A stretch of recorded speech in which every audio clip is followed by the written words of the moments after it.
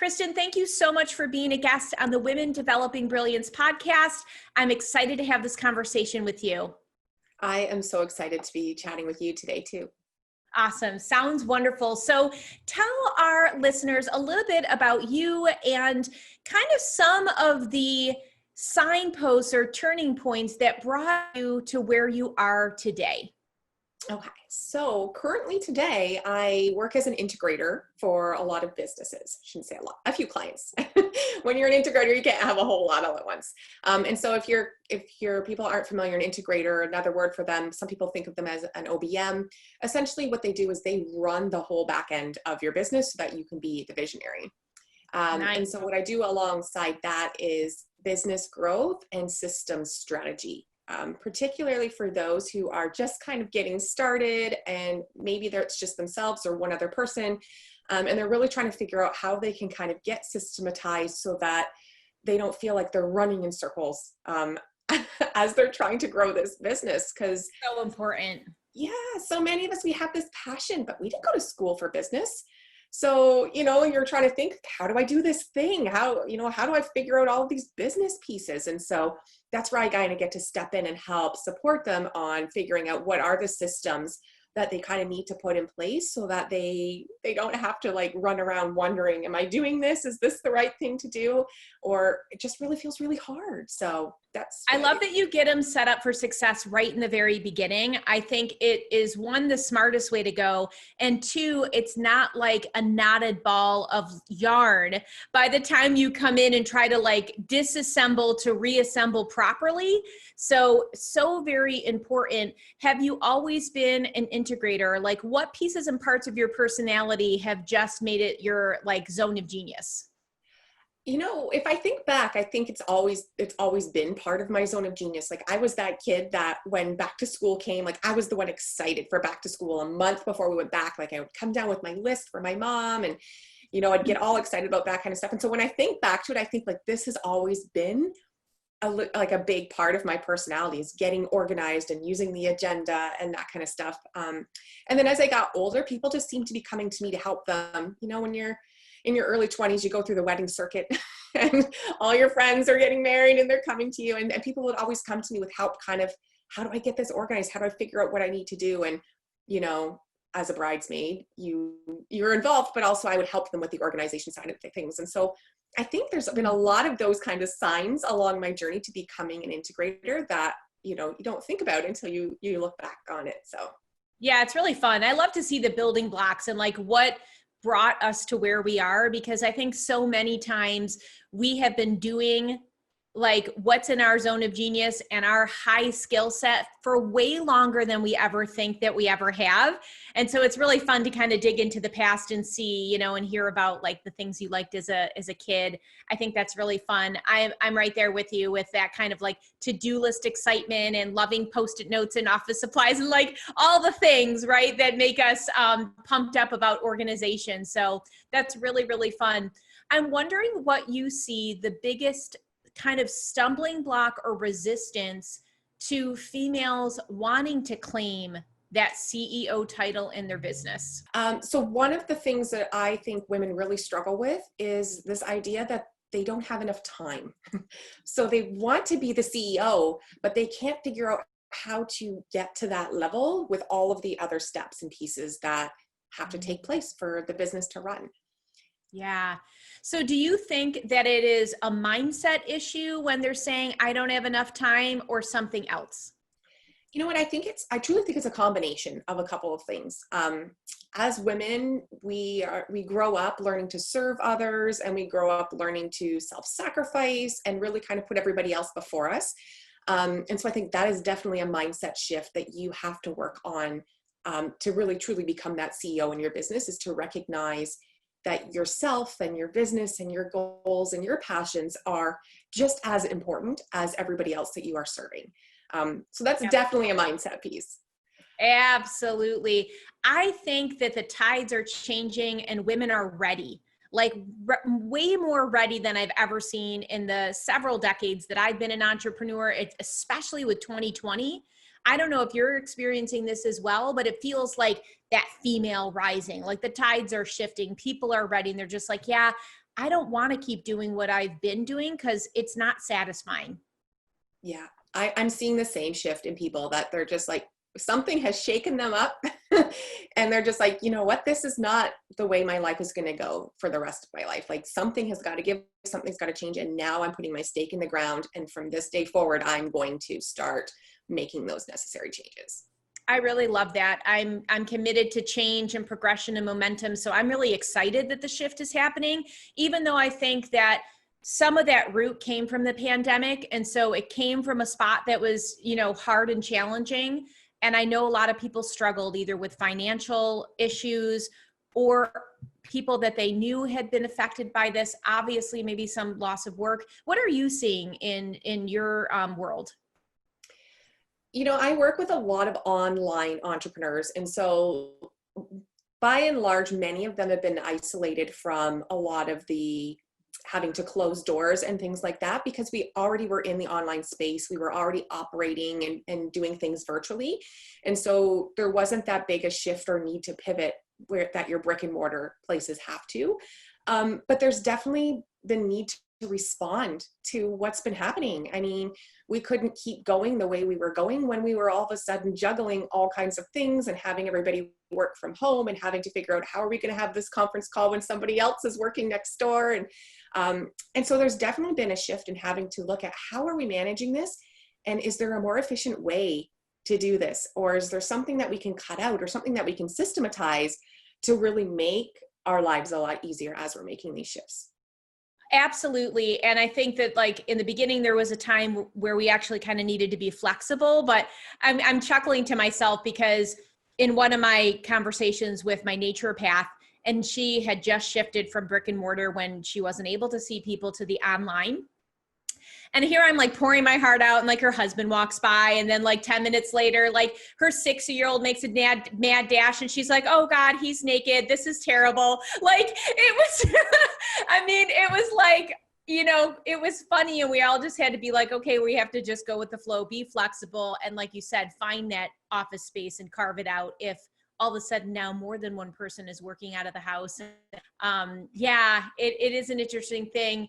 One thing I'm curious about, because the people that you serve were primarily online, even though they were isolated from maybe some of the challenges that a brick and mortar entrepreneur faces, do you find that there was kind of like, maybe I want to say like, did that isolation keep them buffered from being able to pivot and communicate to their audience in a way that resonated? Are you catching what I'm saying? I think I caught your question there. So Yeah. online entrepreneurs also had to pivot their messaging. They had to respond to what was going on. We're selling something, right? A product, a service. We are still making money from our business. And we had to respond to what other people were experiencing, right? So if other people, the people we were serving were people that were, laid off from their positions or unable to work for whatever reason, or they were tackling and facing bigger problems in the home, we had to pivot our messaging and what we were looking to do to support them to really meet them where they were at during that time. Yeah, absolutely. So important. I think that those are really the successful entrepreneurs that meet their clients exactly where they are and have that compassion and empathy, and then also shift. Like you need to shift. I know in the beginning, even for myself, there was a little bit of denial, like, wait, what's going on? And like I live in the country. So I was really, really like not only physically isolated, but I have, like you've said, worked from home. And so there was a thing of like, okay, I actually kind of have to get into the conversation just so I know how to communicate with my audience, even though I love my bubble. There was a point where I was like, okay, well, I do actually have to be a little bit abreast of what's going on out there. Yeah. And I mean, that is really an important piece, is making sure that you're staying in the loop, right? Of coming out of just your own little bubble. Like we are online entrepreneurs, many of us. And it's like, okay, well, we have to realize that just because our life hasn't shaken up as much as others, that we need to come out of that bubble and really feel what our audience is experiencing. Did you find that new systems had to be put into place as we progress into 2020 and kind of craft our new way or our flexible way of being? Or are there just mainly a basic set of operational systems that really stay stable and consistent and didn't change? So I think the basic operational systems pretty much stayed the same, but like you said, you had to allow for some flexibility. So for example, like using an online calendar to book things rather than going back and forth in email a million times. That system would stay the same in terms of you'd have the booking link and, you know, people would correspond that way. What had to change was maybe the flexibility around the times, right? So that you could maybe open up your calendar to be a little bit more flexible on the time so that there was more spaces for people to select from because their children were home needing to use their computer for being in school on a class at a certain time. They maybe needed to be able to book with you at an off-peak hour. And so that part, you needed to be a little bit more flexible and opening that up. But the basic system of having that scheduling in there and having the email reminders go out and an intake form and all of those components would stay the same within your business. That makes a lot of sense. I'm really glad you brought that up because it comes to another thing that I see, especially women entrepreneurs, where they struggle with boundary setting. And I would love your opinion on the difference between being flexible and going with the flow and understanding our new circumstances and boundary settings, because I also know that you're passionate about business without burnout, as am I. And so I think that's such a valuable thing to talk about. Yeah, I'm glad you brought that up. So what I like to do is I like to have a set of hard non-negotiables. And so for me, that hard non-negotiable is I don't work Saturdays and Sundays in my business. Like different from other people, good job. right? I love like they might have a different day of the week they take off, but for me, that's Saturdays and Sundays. And so when I opened up my calendar, I never opened up call dates on a Saturday or Sunday. But what I did was typically when my kids were in school, my calls would finish at 3 p.m. so I could go pick them up from school. With them being at home, I opened up my calendar to 5:30 p.m. so that I had an extra couple of hours to accommodate that flexibility because I didn't have to go pick up my kids. So it's looking at what are your hard, like non-negotiables that are your family time. Like maybe you have an exercise class that you were doing online yoga and that was at 6 p.m. Then don't open up your calendar where that somebody might book during that time. Like hold your boundary of doing what you need to do to take care of yourself and your family, but then being a little bit more flexible and like, okay, I'd like to finish work by 3, but I understand like all of this stuff going on. I'll open up my calendar till 5 for the next month until we kind of see what's going on. And so there is room for that flexibility, but I think you have to understand what your non-negotiables are first and make sure that you are not overriding those to be accommodating to others. Absolutely. And don't cheat yourself, right? Like, I think that the jump how high, and being able to be accessed in all different directions. And I know that especially as technology even continues to be improving, you've got your Slack channels and your Voxer, and sometimes you give your clients your cell phone number and Facebook Messenger and Instagram DM, like the list goes on, and it can absolutely be crazy making. I think that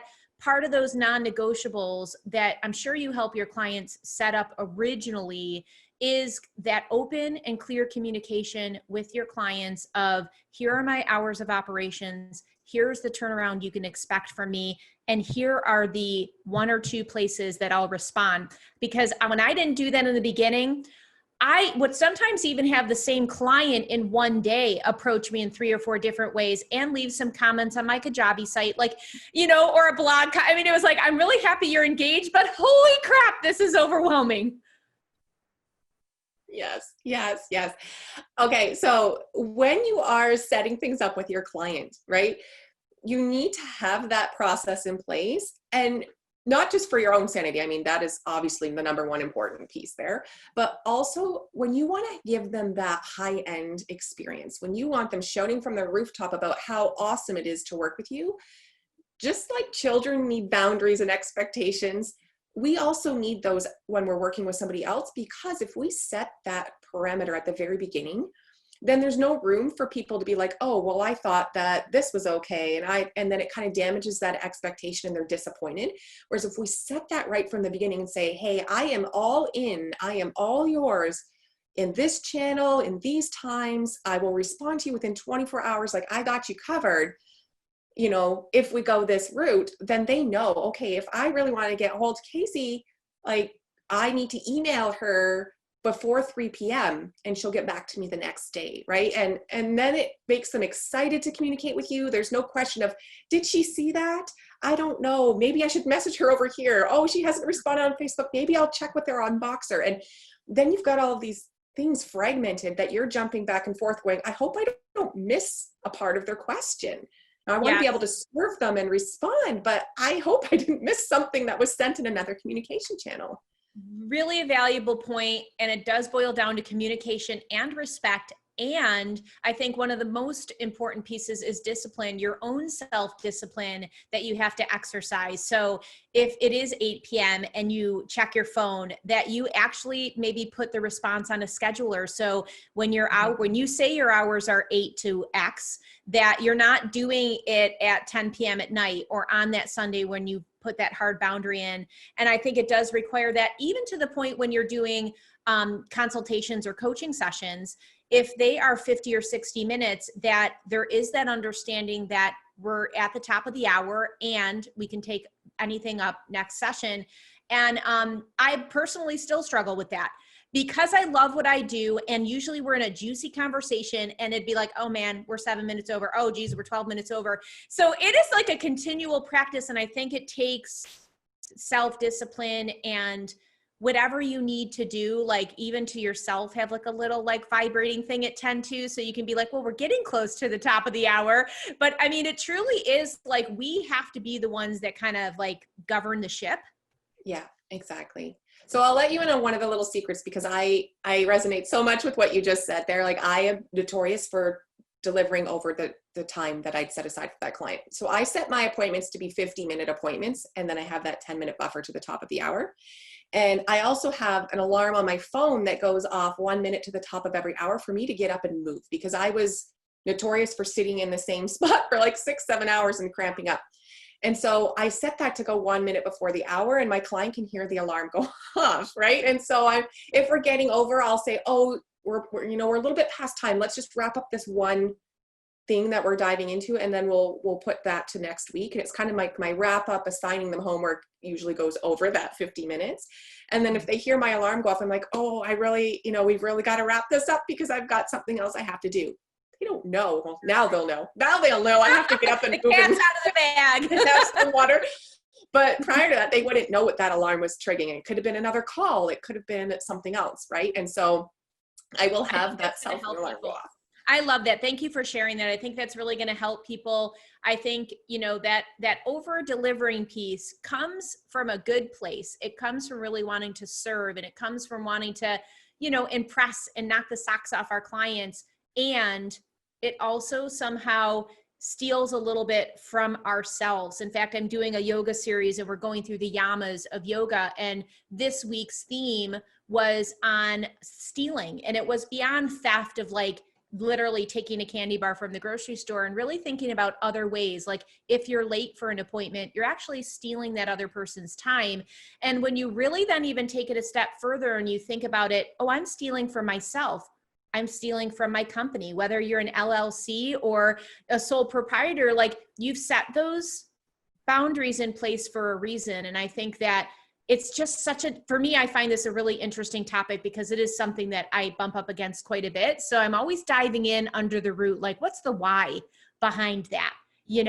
So do you have a special app that you use to put those timers on for you? Because I think a lot of people can relate, especially now, to cramming over and slumping and dumping over the computer hour after hour. So is there a special app that you use to set those little reminders?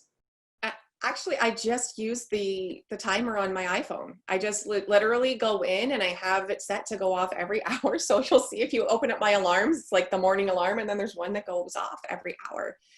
Great. I have to remember to turn those off on the weekend, or it drives my husband crazy. Yeah, but, exactly. Time to kiss me, sweetie. Like, here's the thing.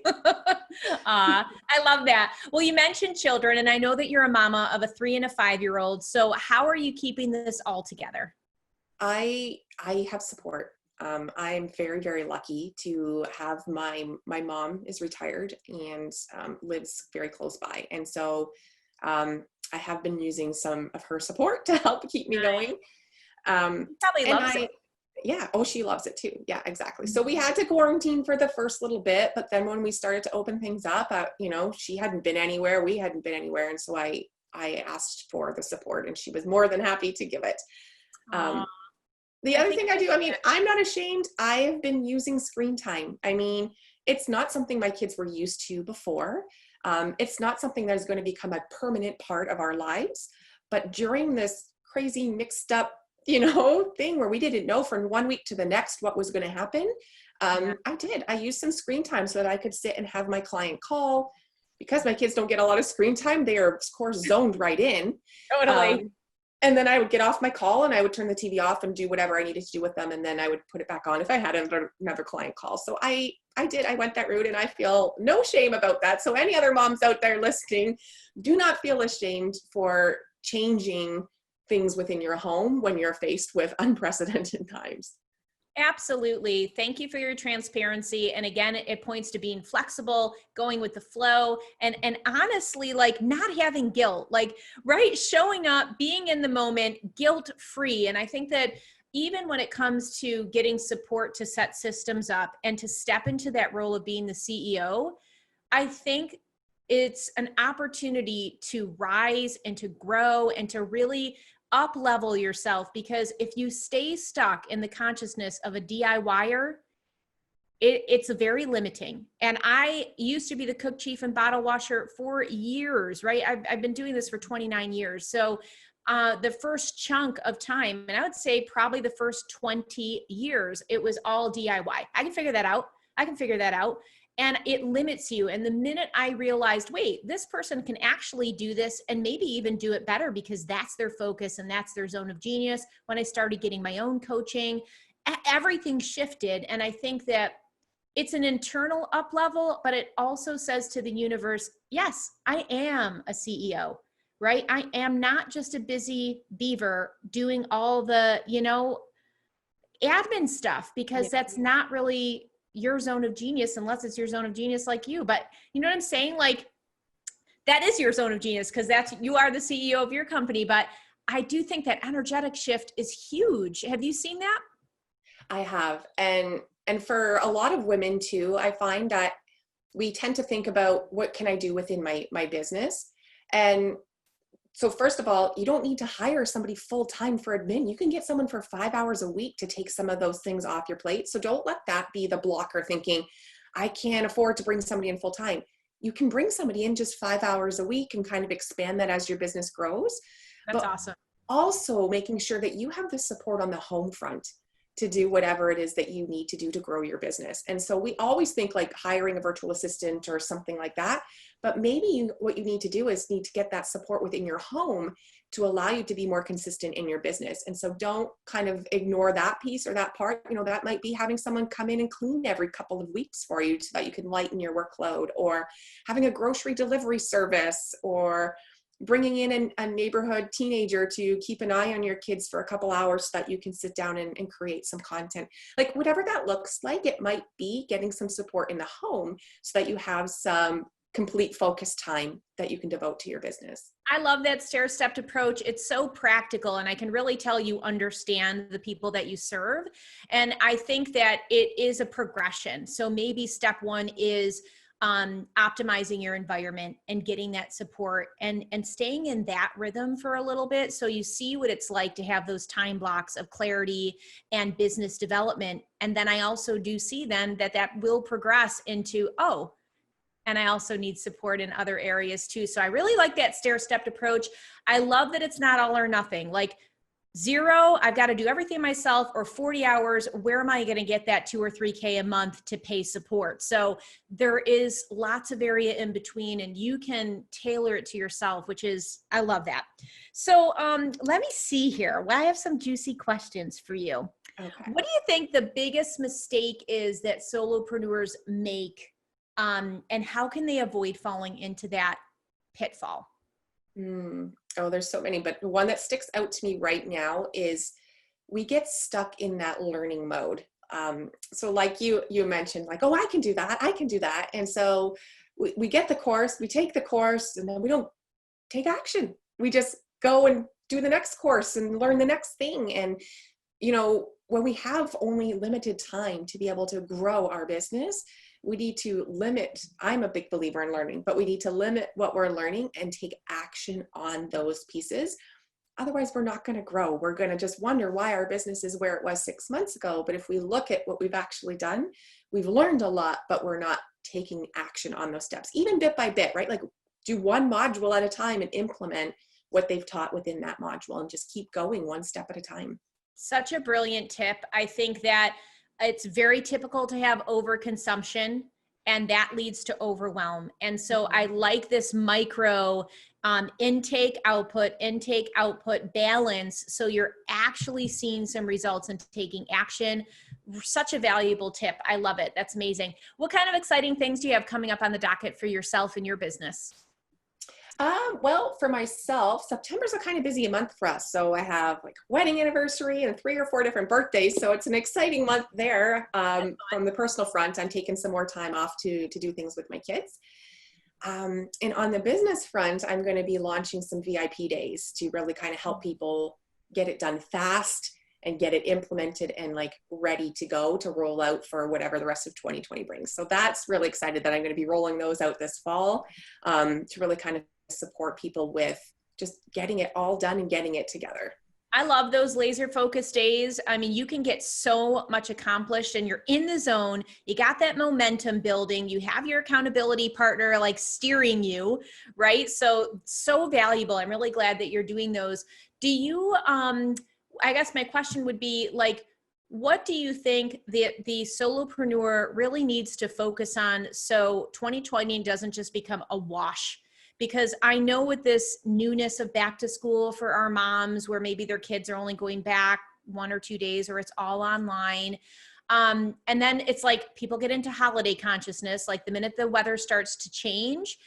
And I think it's very easy to just be like, wait, where did that fourth quarter go? So what kind of final tip do you have for the listeners on how to really salvage 2020 and optimize their fourth quarter?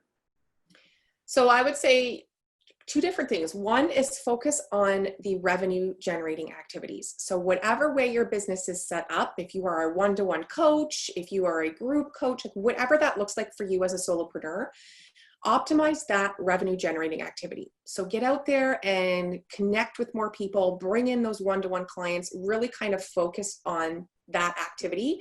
And then going along with that in terms of being visible and being out there to support people. With everything we have going on, narrow it down to one platform or one way to do this. You don't have to, I mean, it'd be great to be on all of them, but when you're a solopreneur, really honing in, looking at where am I actually getting my clients from? I might love Instagram, but if I'm not getting my clients from Instagram, then I need to take a step back, post a couple of times a week, do a couple stories, whatever, but really hone my focus in on where those clients are converting from. And then you can, those hours that have kind of been taken up with family and kids being home and that kind of stuff, you now know your top 2 activities to bring those clients in, right? You're focusing on what it is, what is generating that revenue, and how are you getting in front of those people to keep that coming in for fourth quarter. I love that. I love that. It really just reminds me of the boundary conversation we had earlier. And it's all about that focus, putting blinders on, having time blocks, having those non-negotiables. So you're like really maximizing the effort that you have and being so laser focused. I think we need to do that more than ever as entrepreneurs nowadays. And really in the same vein, focusing on those revenue building resources. And I'm a huge fan of deeper, not wider. So we're really similar in our philosophies. So drill down on what's working. And if you don't know, take a step back and figure it out. I think that's really important because I do think it's very easy to just keep throwing things up here and there and think that you have a presence or visibility, but there is no strategy as a foundation. So just like you may have to dial back and look at your environment before getting support, you may have to take a step and dial back and be like, where is the stuff coming from? Like, what's working? What is working? And then go forward. So I really like this conversation. I like you a lot, Kristen. I really do. This has been a fun conversation. Thank you so much. No, thank you so much for having me. It's been a pleasure to talk about these things. I get so excited and, not everybody likes to hear them. So thank you for listening. Oh yeah, I love it. Yeah, this is my cup of tea, and you shared some beautiful tips. How can people learn more about you? Well, I am on Instagram. Instagram is the top platform to follow me on. I'm also on Facebook, but like I said, I focus more on Instagram. And I have a gift for your audience. If they go, you can pop the link in the show notes, but it's KristenWestcottMedia.com / I think it's Women Developing Brilliance. I have to double check on the exact / on that. And you'll get a lovely roadmap to business growth. So you can try to map out what you want to accomplish in the next year. And really, I show you, there's a video series that comes off the back end to show you how to break that down, to really hone in on focus on what it is that you can accomplish within this next quarter, the final quarter of 2020 or beyond, and breaking that down and looking at what is realistic for me to do during the time that I have with everything else going on. And so beautiful. I love it. I'll make sure to put that link in. Thank you so much. So for listeners that are resonating with this message, you can take this interview and this episode deeper by Kristen's generous gift. So thank you so much for being here. Yeah, thank you.